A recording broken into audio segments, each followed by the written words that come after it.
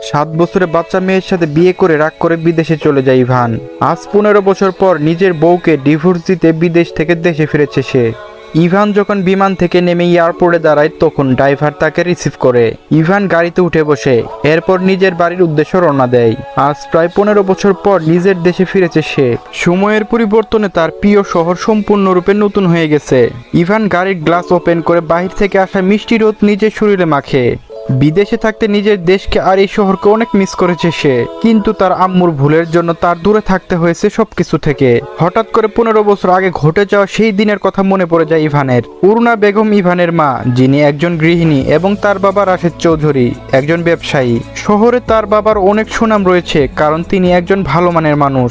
অরুণা বেগমের বন্ধুর নাম রাশেদা বেগম, যার স্বামী একটি অ্যাক্সিডেন্টে মারা যায়, যার ফলে বাধ্য হয়ে উনি চৌধুরী বাড়িতে থাকেন।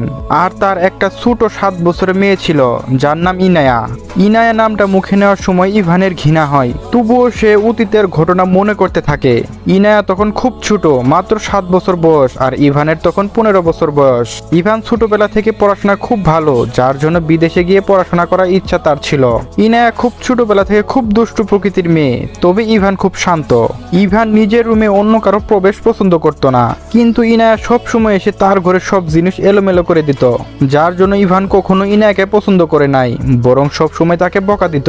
আর ইনায়াদের এই বাড়িতে থাকা ইভান পছন্দ করে নাই, সে সব সময় ওকে কাজের লোকের মতো দেখে।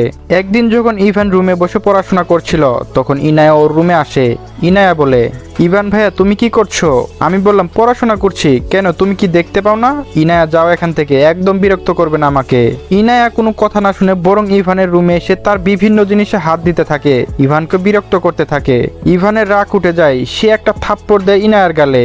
বাচ্চা মেয়েটা গালে থাপ্পড়ে দাগ বসে যায়, সে কান্না করতে থাকে। যা শুনে অরুণা বেগম রুমে আসে আর বলে, ইনায়া কি হয়েছে, তুমি কান্না কেন করছো?